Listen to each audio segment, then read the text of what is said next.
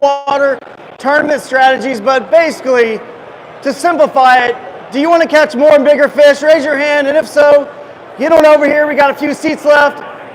These seats here are a little bit more expensive, but over there in the the lawn section back there, a little cheaper. So come on over, get some good information on how to catch more and bigger fish. Can you guys hear me all right? All right, well, my name is Gregory. Everybody watching live out there, welcome to the show. We're here at the Columbus Fishing Expo. And if you don't know much about me, I'll just do the quick little synopsis. I don't know where to start. Honestly, I've been designing kayaks for a long time. I work with Crescent Kayaks now. I'm a sponsored angler where I fish the tournament circuits. I've been blessed to win the Bassmaster Kayak Series Angler of the Year in 2022. And then back in 2020, I was the Hobie Bass Open Series Angler of the Year. So I only say all that to just at least give a little bit of credibility to some of the tips and techniques and tactics I'm going to share with you guys today. So hopefully you guys are into kayak fishing. Who loves kayak fishing? Yes, you guys are at the right seminar. The other guy, he had to leave. He was looking for walleye. I said, sorry, don't really know anything about them. You got to go to a different stage. But kayak fishing and my style and what I'm known for basically is river fishing, creek fishing, shallow water, backwater, places like that. Places that the kayak was made for. Go figure, right? It's the best tool for the job. So you can check out all kinds of amazing kayaks over here at the Raccoon Creek Outfitters booth, Loveland Canoe and Kayak. Got some over here as well. So go check them out. You'll learn so much from these folks. I've only got like 45 minutes with you today. So let's get to it. Let's impart some knowledge and give you something to take away where you can learn a little bit while you're here at the show. So my screen maybe went, there we go. So basically, guys, does anyone have an idea? I'm going to show some cool videos, so stick around. I got some cool videos, some illustrations. We're going to break down like game film, like watching the NFL, game film. We're going to break it all down for you guys here in a minute. I'm going to show you some cool fish catches that illustrate my points. But I want you guys to be a little bit like interactive with me. Who knows how almost every tournament is won in a certain way, and the answer is not forward-facing sonar, but there's a little something that happens for every tournament that's won. Does anybody have any clue kind of what I'm looking for? It's kind of an ambiguous answer. Perfect day. What is it? Fishing a perfect day. Reed says he's fishing the perfect day is kind of how it happens, and that's certainly part of the answer. And what I'm really looking for is kind of like every tournament's won with someone who finds something magical. How many times have you seen a tournament won? It was like he was done fishing by 9 o'clock. Like the fish are just, tons of big ones are there everywhere, and it's just a magical, like a needle in a haystack. So my philosophy on practicing for fishing tournaments during the pre-fishing and during the online scouting and research that I do online, basically I'm always looking for that magical winning spot that's hidden, that's secret, that nobody else is going to find. I don't typically just go fish around the bank. I'm looking for something that is not as visible, not as obvious, some creek, some river that's got something truly special. If you're really trying to win, that's what you have to do. You can't just go, I'm just going to go fish around the bank. You got to learn how to find those special things. And we're going to get into some of that today with rivers and creeks. I'm not going to show off a lot of the pre-tournament fishing tools, but you can take, if you're taking notes, there's something called FILL-RITE. It's an app that I use. And I look use FILL-RITE to find a lot of the rivers and the creeks flowing into the lake that are substantial in their size, like the size of the river and creek. So on FILL-RITE, you can click on the rivers and creeks. They're highlighted in blue, and it'll tell you how many miles that river or creek is. So in a general rule of thumb, if a creek is about 20 or 25 miles long, it's got enough water to have a decent amount of flow for a kayak to float in and have some decent sized fish, at least in that last 5 to 10 miles leading up to the lake, right? So you're looking for those bigger creeks. The bigger creeks also are going to have more flow going into it and more current and generally more sedimentation and stain. So I prefer fishing water that's stained, not crystal clear. So that gives me a hint on which creeks I should be targeting, because you can't pre-fish the entire lake, right? You can't pre-fish at all. So that's kind of what I look for. I use Google Earth Pro, so you can write that down. Use your historical images on Google Earth Pro and pull it back, and you can see in history when the lakes and the rivers are at their lowest point, and you can mark waypoints, drop pins on all the structure and stuff that's been hidden when you've got the lake at its lowest point. So those are a few little tips. The last thing I'll do before I show you guys some videos is going to be when I get to a lake for a tournament. You know, if you're in a bass boat, most bass boat anglers will say they want to drive around and see the whole lake. And why do they do that? Why do they want to go see the whole lake? Anyone have an idea why would you want to see it all? Not just, I'm just going to focus on this part of the lake. They want to see it all because when you guys were, like, who's bought a house recently or has ever bought a house? Okay, if you buy a house and you're looking for one in this area in this particular school district, how do you know it's the best house unless you've actually gone and seen like 10, 15 houses? Because generally the first house you see, you might be like, whoa, that's amazing. I love this house. Let's put an offer on it. But you got to, whoa, let's go and look at like 10 or 12 more. And maybe that first house you looked at, maybe it's still good. Maybe it's like your third or fourth choice, but it doesn't beat the one you looked at eighth. So going and seeing the entire lake lets you really see everything and know what kind of habitat is there. But in a kayak, that's tough because we don't have a big motor, so we can't just cruise around the whole lake real fast, 70 miles an hour and see it all, see the water clarity, check the temperature, see what kind of vegetation and structure is in different parts of the lake and how much current. For me as a river guy, I want to see river and creeks, I want to see how much current's coming in different parts of the lake, right? The way I do that is I circle the lake in my truck, my Tacoma, and I drive around and I look at every, the last bridge, obviously, that the creek hits when it feeds the lake or the river. So I want to see all those creeks, and it tells me, okay, this one was clear, this one was stained. I saw minnows and bait and life in this one. This one had algae on it, and it was like stagnant. A bunch of gar were rolling around and bowfin, and it's just dead. So it gives you a clue on where you want to actually fish on the next half of that day or maybe the next day of your actual fishing. And now it also clues you into, hey, maybe you love fishing lily pads or something like that, and only one part of the lake you saw lily pads. If you just focused on one area, you maybe wouldn't have ever saw those lily pads. So you're just looking for the water clarity, the temperature, and the structure that you prefer to fish, that you're comfortable and confident in fishing. So now let's get into some videos. Let's break down some game film. I feel like this is coming out of hibernation, Oh, hang on. National Fishing Expo's Columbus. Presented by FILL-RITE. Our 11 o'clock sessions are starting. We have Gregory, my shallow water tournament. All right. Yeah. There you go. Jason O'Brien, best Lake Erie walleye techniques on stage B. And Jeremy Reese, Lake Erie smallmouth tactics on the hog trough. Thank you for joining us this morning. All right. Who wants to see some fish catches? Oh, it is?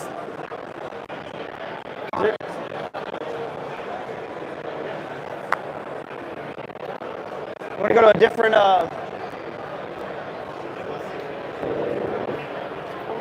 in and out. I don't know if your computer's not able to drive it. Huh. Should we try a different HDMI? Well, we don't have it. Well, I mean, on the TV maybe?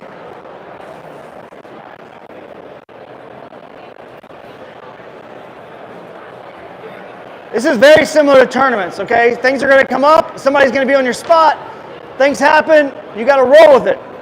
Can't freak out. This is just like a tournament. It happens all the time. The conditions change, the river changes, clarity changes. Right now our HDMI is not wanting to really stay connected.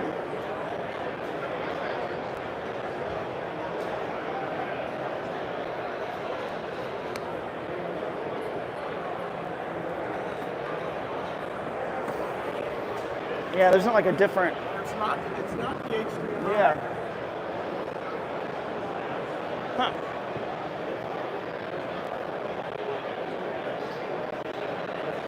Is there a setting I can?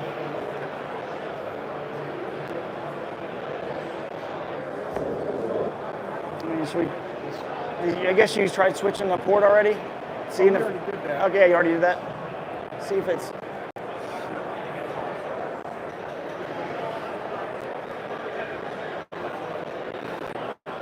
Press play.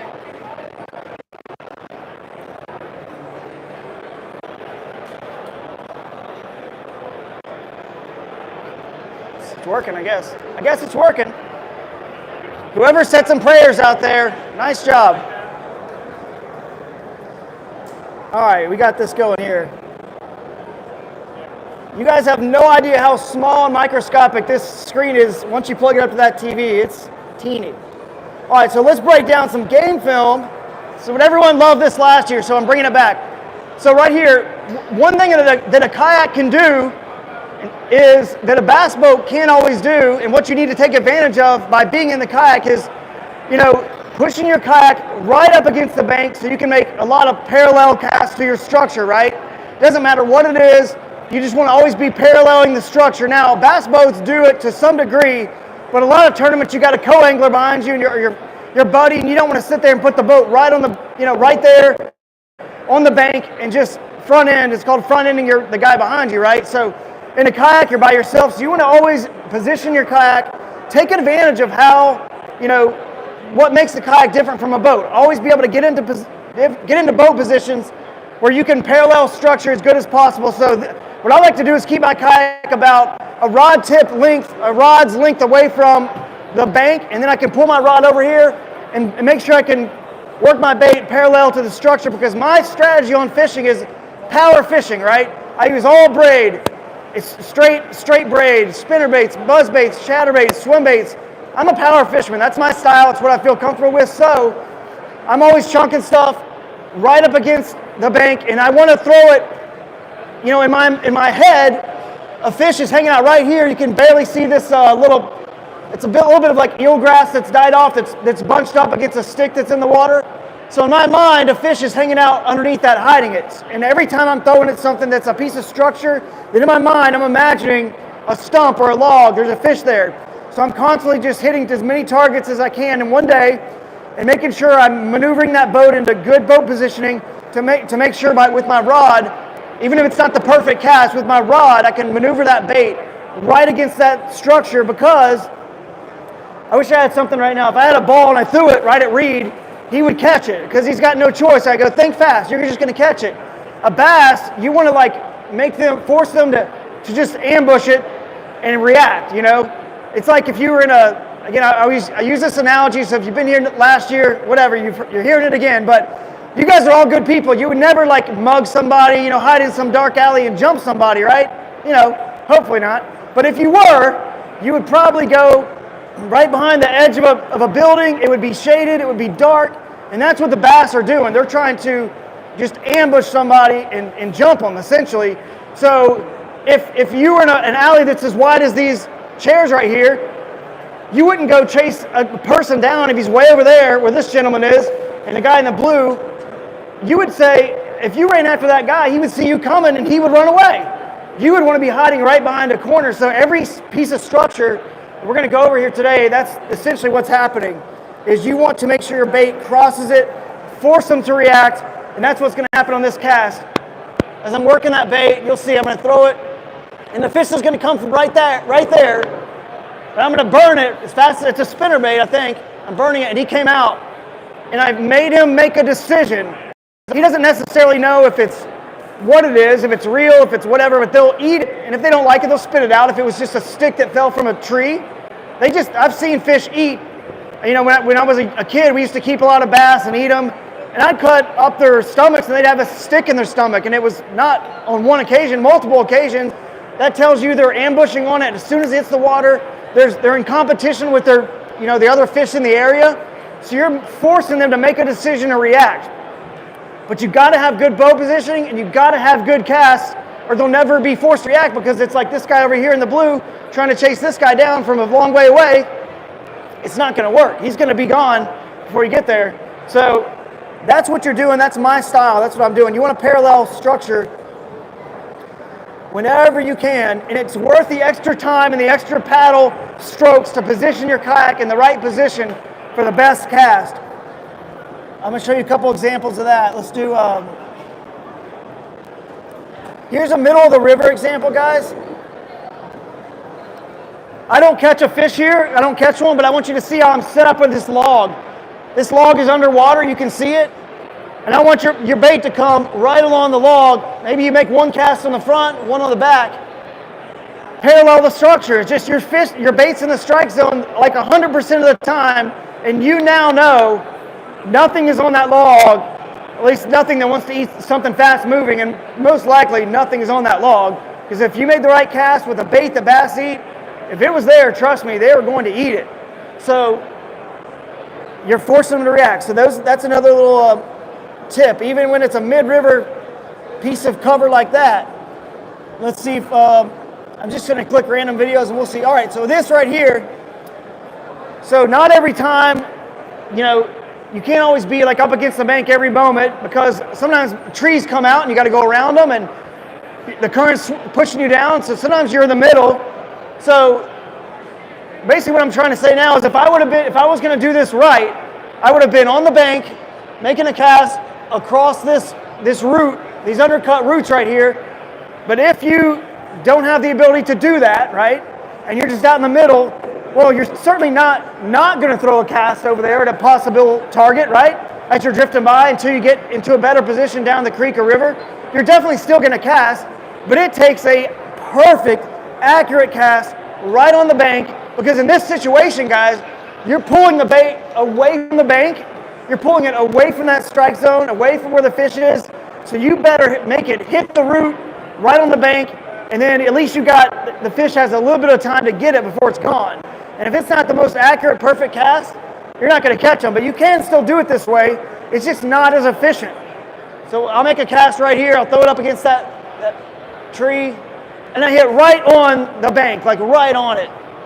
And fortunately for me, that fish was right there, and the fish wasn't here or here, and he got it. But can you see how if a fish would have been a little further upstream or a little further downstream, I wouldn't have caught that fish. And it's much better to have your kayak up against the bank and parallel the structure, whatever it is. It's a visual target you're looking at, right? So, and it's a nice, 17-something inch smallmouth. We'll do.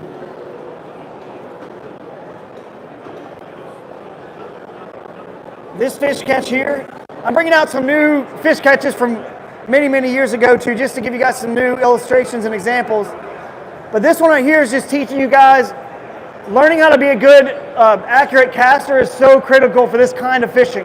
It's what separates it, like totally. Boat positioning and good casting, and not just good casting, but the ability to be reeling when your bait hits the water. I mean, these fish can swim.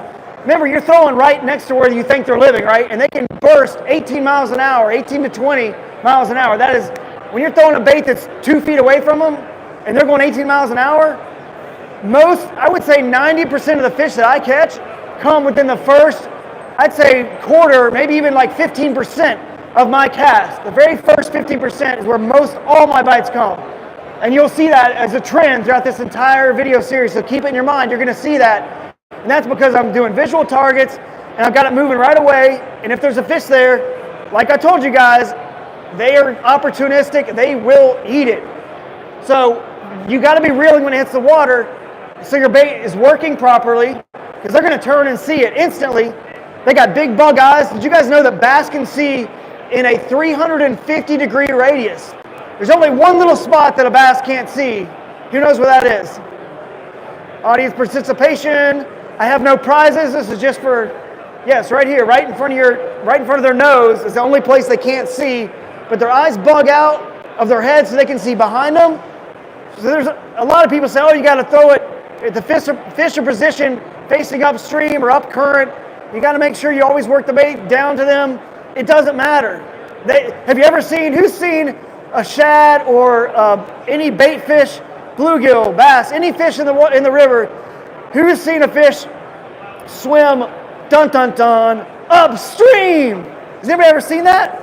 Yeah, they go upstream too, and they go downstream. Doesn't matter. You can parallel your baits back upstream, which is a lot of times what I'm doing. If you're going to be floating from point A to point B in a river or creek, you can bring your baits back upstream, and a lot of times they're not even facing upstream anyway, because The current isn't swift enough to force them to do that. Plus, they're always hiding behind something, which is a current break, which means they can face any direction they want because they're not forced to be kind of facing in the current, right? So you don't have to fish baits, back with the current downstream. So this one right here, you do need to be reeling when it hits the water. So if you're the angler who uses a bait caster and switches hands over to the hand that they reel with, I mean, unless it's good. A lot of people are saying no, but a lot of people do. Like, I'm left-handed, so my reel's on the right-hand side for a bait caster. So I make a cast, and I'm already reeling. And a lot of times, if I'm not reeling, I make a cast, and I'm pulling the rod.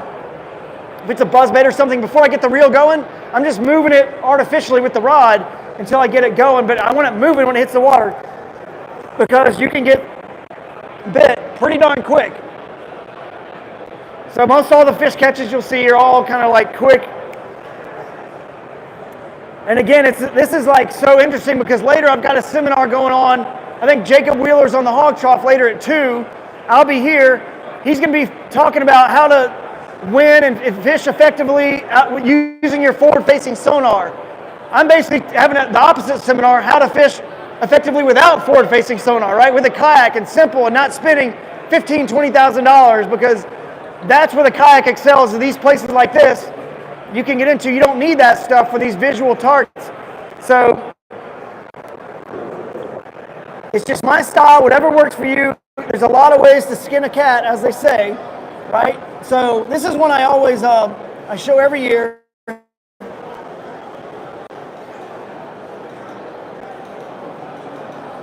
So this video here, I want to teach you guys a little bit about how important it is to become a good paddler. Because a motor cannot move your kayak laterally. And I'm actually, did we lose signal?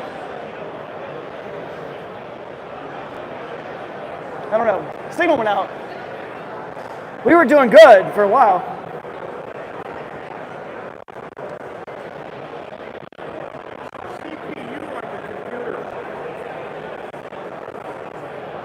That's weird. It was working so good. Get it to the HDMI. Should I just close some other stuff down?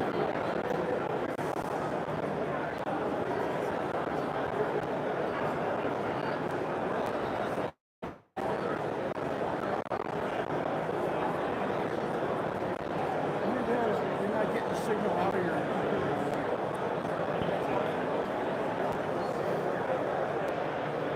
Was it? We can try to. It's so weird. Yeah, try it again.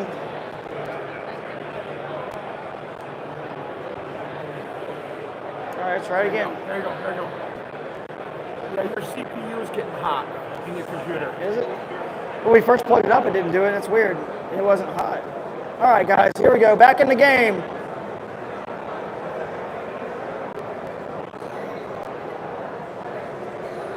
All right, so here's what we're going to teach you guys on this one. This is a simple, like a draw stroke. And basically, think about a motor can't move you closer to the bank without moving you forward also, right? So this is a draw stroke, and you're going to move your kayak over. It was so important to me to make sure my boat was right along the bank, especially right here. You got like a little point coming out in a really good, steep, undercut bank where you can see a big fish, imagining a big fish could be hiding. So I use what's called a draw stroke, and I just take it, I just pull water towards me, right? And it moves my boat over. So now, we pause it, and you can see, if I want to bring my bait on this whole bank, it's going to be nice and helpful, because if I was way out here, guys, my bait would naturally have to come back to the kayak, and it would keep it out of the strike zone, and I would lose all of this right here.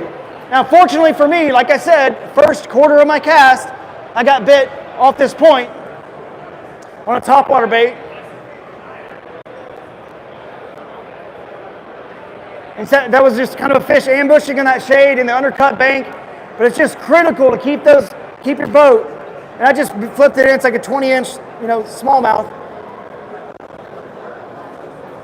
And you can see we all love to see a good fish. So let's check it out here. So it pays to take the time to get your boat in the right position, be reeling right away. And you hit enough targets in one day, you're going to eventually get enough opportunities. It doesn't mean you're going to land them all, but you'll at least get opportunities. It's all about utilizing time and being efficient, and that's what Wheeler's going to talk about with forward-facing sonar. It's helped them just be more efficient. Tournaments are all about being efficient and saving time, and then let the chips fall where they fall at the end of the day. That's all you can control, is being efficient, getting as many bites, keeping your bait in the strike zone as long as possible. So now, let's look at, I gotta show this one. This is cool. I've never shown this one here before. So this is in a creek. I've got it's a little edit, so it's got some different angles, but it's the same thing. Parallel the bank. I'm bringing the bait upstream. Oh no, the fish can't eat it when it's coming upstream. Or can they? So see, I'm about a rod's length away from the bank, so if I ever want, I can just keep moving that rod to the right.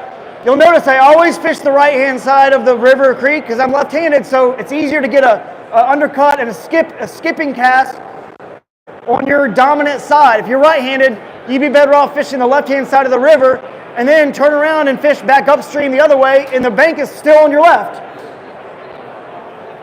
So does that make sense? The bank is always going to be on your left. If you're right-handed, you're always going to be able to have the better skip cast, roll cast to get underneath trees and logs and limbs, and then work the bait right on the bank.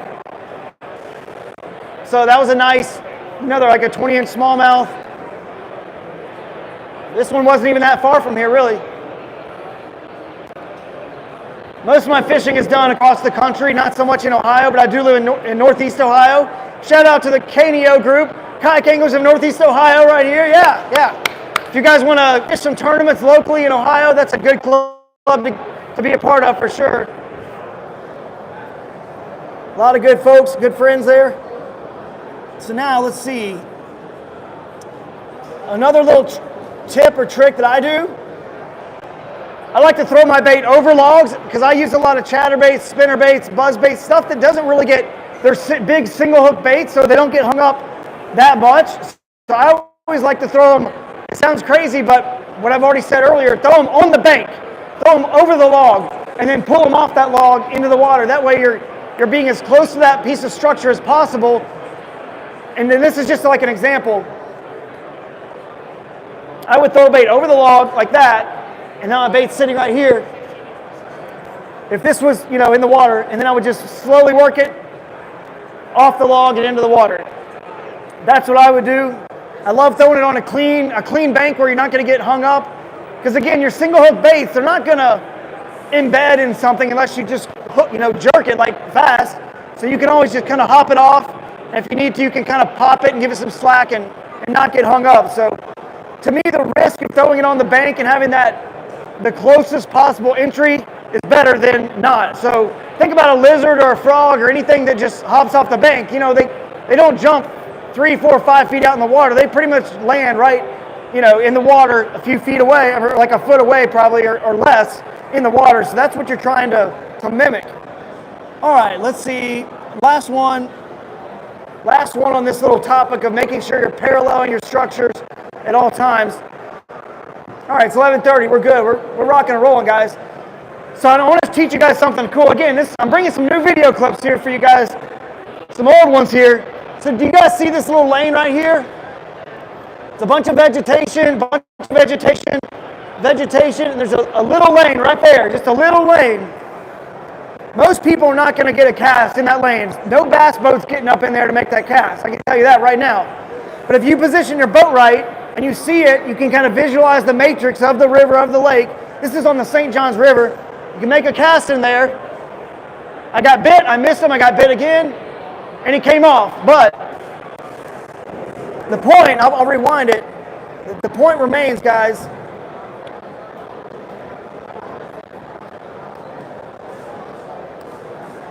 Is it still working?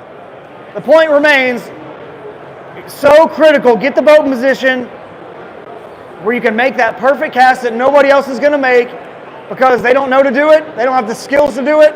And you've been practicing, you've been getting good, and you can make that cast and catch those fish. And eventually, over the course of a day, you pick up a fish here and there, like that, and you're going to make up a little ground on everybody else. It's all about, like Olympic swimmers at one point shaved their body hair to gain like 1/10 of a second because they figured out, oh, if we shave our body hair, we gain a little bit of time in the pool. Now they wear those suits, obviously, but at some point they shaved all their hair for that reason. You're trying to pick up just a teeny bit here and there, a little bit with this tip, a little bit with that tip, and then over the course of a whole day or a 2-day tournament, hopefully that helps you gain places. And basically you want to try to increase your floor for tournament fishing, increase your floor. I'm probably most proud of my floor. That's what's helped me win Angler of the Year titles. Is not anyone can have one good day and win a tournament, but it's like over the course of a whole season, always having a high floor, like high finish, in the money or close to the money. That's not easy to do, but little things like this can help you get there. All right, let's have some fun with some other tips.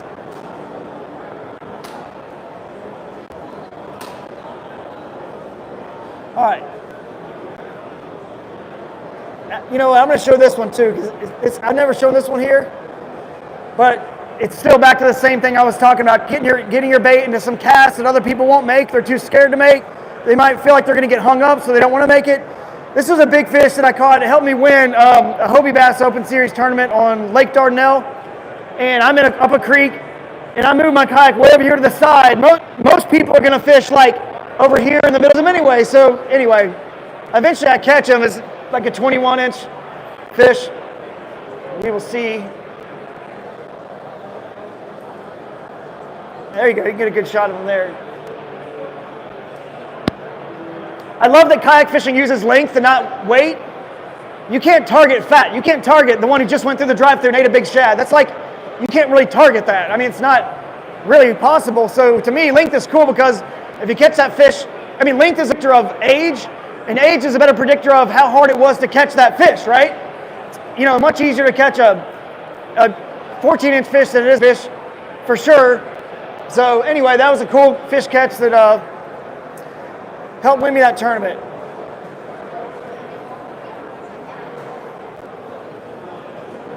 All right. Let me just see what this one is. So here's a rare situation where I'm going down a creek. I can't get up next to the bank, right? Because this tree is coming out all the way. I've got to go around this way. So I can't really go up against the bank, because if you catch a fish and there's current pushing you down into the tree, you're going to get smashed into the tree. It's going to be chaos.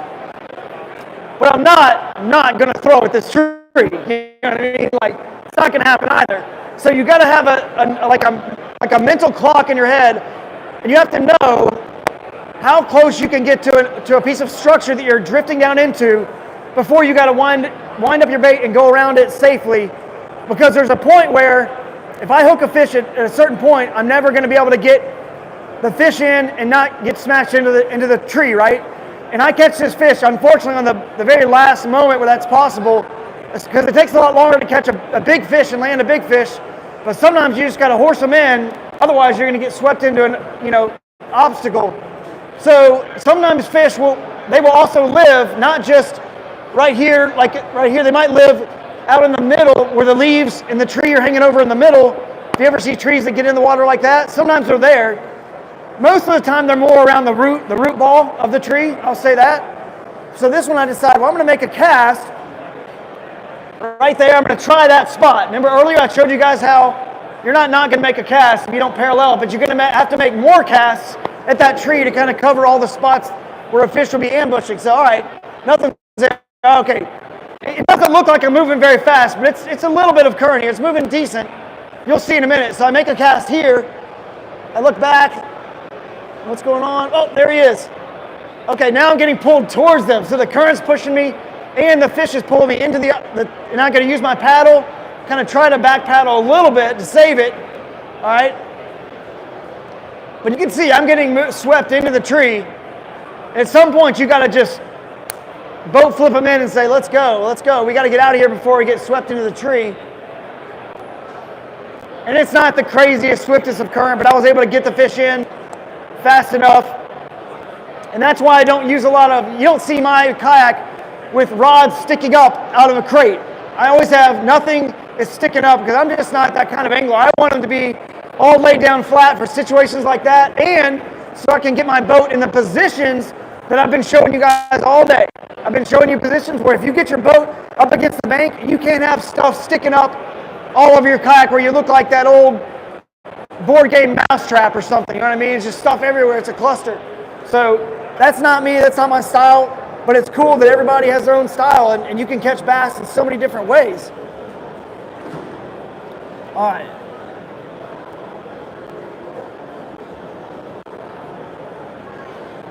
All right, I'll show this one. This one was cool.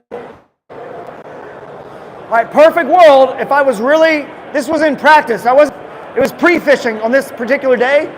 I was being lazy. I said, well, in theory, if I would have been right here on the bank, I could have made a cast parallel against all that clumped up, matted up stuff. This is on the Susquehanna River. If I was in a tournament, I probably would have done it that way, but I'm just pre-fishing, just kind of like, you know, and I want to not catch the fish during practice. I want to pull it away from them anyway and just see the fish because I don't want to hook them. So if you ever, I think maybe this video, I've shown it before, there's no, but when I hook this fish, I'm upset. I'm like, dang it, no, oh, I'm like so mad because I was hoping to pull it away before he bit it, but there was two of them chasing it. But again, I make a cast here, I made a cast right there, nothing, okay? See how many more casts you have to make if you're not parallel in your structure? Now that one, boom, blows it up. And I'm all upset that I caught this 18 and a quarter, 3/4 inch fish. But at least I'm learning, okay, the pattern is they're up tight on wood, underneath the matted up trash. It looks kind of stagnant even, where most people would think, oh, there's no current here. Maybe the smallmouth don't live there. So, anyway.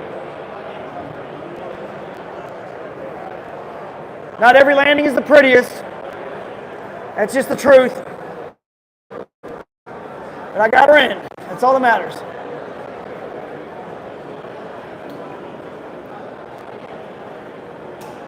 Now let's do. All right, I've showed you guys enough. Let's do some.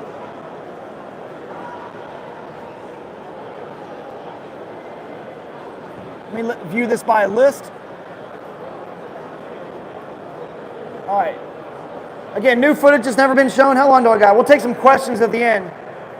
All right, let me set up the scene here, guys. Bassmaster Kayak Series, La Crosse, Wisconsin. Day one, I did pretty good, but Greg DePalma and I were Bassmaster Elite Series Pro. Greg DePalma and I were sharing the same area, and we beat it up pretty hard on day one. He didn't even go there on day two, so I started there, and it wasn't very good because we had hammered it on day one. So on day two, I said, I got nothing. I'm just going to go practice fish on day two and just hope to find them during the day and figure it out. So you guys know if you practice fish for a tournament, you've never fished an area before, sometimes you find them, right? You find them. So I'm not afraid, and don't be afraid, and be confident that you can go fish new water if you have to. If the area you know you're fishing isn't that good, I would rather go risk being last place. I mean, really, I would rather risk like just going somewhere total new if you're trying to win the tournament. So I went and took a risk, and I said, I'm going to go fish the main river, not the backwaters, not the vegetation for largemouth and La Crosse. I'm going to try to find smallmouth on the main river. All right, why not? So I'm going up the main river here, and I haven't had a bite in hours. I'm just fishing the bank, and it feels like just a desert. Like there are no fish in this river, man. Like, how many of you guys have been there in a tournament? It just feels like nothing is there. I have a small limit, I think, of fish. Maybe I've got 5 fish, not many. There's an hour left in the tournament, about an hour and a half. Not much time at all. And I'm like, well, at least I gave it a shot. And all of a sudden, out of nowhere, this is why I'm saying, guys, every tournament is won the same way. They find something magical, like magical. Every tournament is pretty much that way. It's hardly ever won like I was the best one that just kind of jumped, fished my way around the lake, and I just happened to get lucky and had a 1/4 inch more than the other guy that did the same thing. It's like, no, it is a spot. You can go look back at the history of all tournaments. It is a certain spot that's just, all the other competitors are like blown away, like, oh my Lord, like that was out there, like you could have found that? That's crazy. That's what I'm looking for on this particular day here. So let's get this back up. And I guess I got lucky. God bless me, I guess. So I'm rolling up fast with my torpedo. I'm torpedoing up, using my motor, and all of a sudden, out of nowhere, some boat wakes just came by, some boat wakes, and out of nowhere, you can see the boat wakes right here. These smallmouth just start blowing up, like 30 or 40 of them, just whoosh, out of nowhere. So keep your eyes open. That's something, if you're looking down at forward-facing sonar, you can't see this, can you? So all of a sudden, out of nowhere, and I'm rolling up on them fast. You can see there's some waves from the boat wake. That's going to come into play here. That's a key. Out of nowhere. Look at that. Out of nowhere, just big pack of smallmouth. I happened to have my bait out. Oh, I missed him. And now I'm rolling up into him because my motor was on. And now I'm motoring up into him. I had to quickly back paddle. And then I thought I had lost it. So then, let's see what happens here. I don't know if these are in order, but I thought I'd lost my chance, so I backed up and backed off those fish. I was like, maybe they'll come back again. But I remembered that a boat wake was crashing into that bank when those fish blew up. So I'm waiting and I'm fishing here, and I think I hooked one in a second here, but every time a boat would come by and the wake would go into that bank, usually they would come up. But then if there wasn't a boat for a while, every once in a while, every like 5 minutes, these fish would come up. See, I hooked one there. This actually ended up being the big fish of the tournament. Every about 5 minutes, they would just blow up. And if you didn't have your cast right on them, right the second they blew up, they wouldn't eat. And they were actually getting picky about what baits they would eat. You would think when fish are just crushing like that, you throw anything in there. It doesn't matter if it's the first second that you see them or the fourth second. It had to be immediately. So I had to learn. This ended up being the big bass of the tournament. It was a 1975 smallmouth. I had to learn, even though that magical spot in those fish, I stayed there for an hour and a half, but I had to learn that I just don't need to be casting. I have to sit there and wait with my rod. And when they came up and I saw the minnows start to scurry, the minnows would start jumping and scurrying. I had to get a cast in there right away. And then I had to start mixing it up with different lures and different baits. And it's not easy still. Even like magical spots like that, it's still not always like easy. I ended up, I think, they moved me up to like 7th place in the tournament. If I'd have found that on day one or in practice, there was enough fish there to potentially win the whole tournament, you know, the 2-day tournament right there. See, like I said, it's not always pretty, and I'm not very good with a net. I don't use a net a lot. But eventually I lethargically get that fish in the net. So, but I want to show a few more clips. I want you guys to see the fish blowing up. So right now, check this out. I'm getting my baits ready. I think, okay, I'm just going to wait here and rig up some stuff while I wait for them to blow up. That wasn't good enough because by the time I put the pliers down, I get the cast ready and I make a bad cast because I'm in a hurry and they're blowing up. They're up and they're down like instantly. They were up, they blew up their fish, they went back down. So I want you guys to see these fish come up right here and just go nuts. It was so much fun. I just sat there and just waited the last hour and a half of the tournament. Just wait for my 18, 20 inches to come up and eat. So I'm messing around with my baits. Here they are, the scurrying bait. They're busting up. I'm like, oh shoot, they're blowing up. They're blowing up. Quick, quick, quick. And I make a bad cast off to the right and they're done. They're already back down and done. They just were going down to the bottom. Now at some point when it was getting close to the end of the tournament, I said, okay, at this point there's like 30 minutes left. I'm just going to cast and get my bait to the bottom where they are and just try to find them and catch them. But I wanted to wait and get the ones that were dumb and when they were feeding first. But at some point, you just start casting, which is when I caught that big one. Even when they weren't blowing up and the wakes weren't there. And when I look back, it's cool to see here's one, how much I learned, how I had to kind of dial in these fish. Here's a boat wake. You see the boat wake coming? Again, you're just learning stuff the whole time. See, I looked back at the camera to make sure it was running because I saw a boat wake coming. I know they're about to blow up. And there they are. They blew up. That time I threw a spinnerbait right away. It ate it.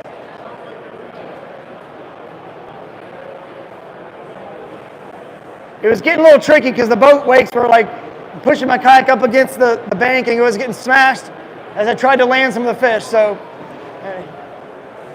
we're going to start to wrap this up, guys. We got possibly some questions for you guys. What time do we want to end? 5 till? We got like 5 minutes still, or when do you want to end it? Right now, or? All right. Anybody have any questions? There's a lot more I could show you guys. I only got so much time.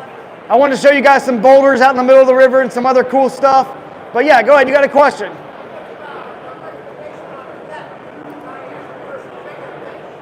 Recommendation on the what? The net? Oh, the net?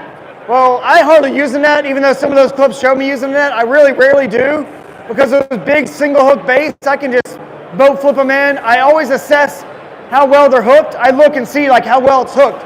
If it's hooked with one hook, I mean, I'm like, maybe I'll pull the net out, but I'm also really finessing that fish really, like a long time, letting them wear themselves out. But I use an Ego net. That was the brand I used. I also used the leverage landing net from Yak Attack a fair amount. You know, you just want to make sure you get a net that's like not too long and too gaudy. It's going to stick up, and it's hard to find a place to put that on your kayak, so it can't be too long, but it also can't be a little small trout dip net either. But my style, I just like to use big single hook baits and horse them in, and you know, get them with your hand. I feel like I've lost just as many fish trying to net them, you know, because they go on the other side of the net, and the net, between the net and the line, they come off, or fumbling to try to get the net, and I'm taking my eyes off the fish. He goes under a log. I feel like it basically balances out, because people will always say, like, they'll see me lose a fish and I didn't have a net, and they're like, oh, if you had a net, you would have caught it. But it's just hard to say how many fish I would have lost with a net as well. You know what I mean? So it just works for me. But any other questions? And I'll be at the booth, Loveland, Raccoon Creek. Any other questions before we wrap it up? All right. If you guys want to come back, I'll show some new stuff at 2 o'clock. I'll show new videos. Thanks, guys.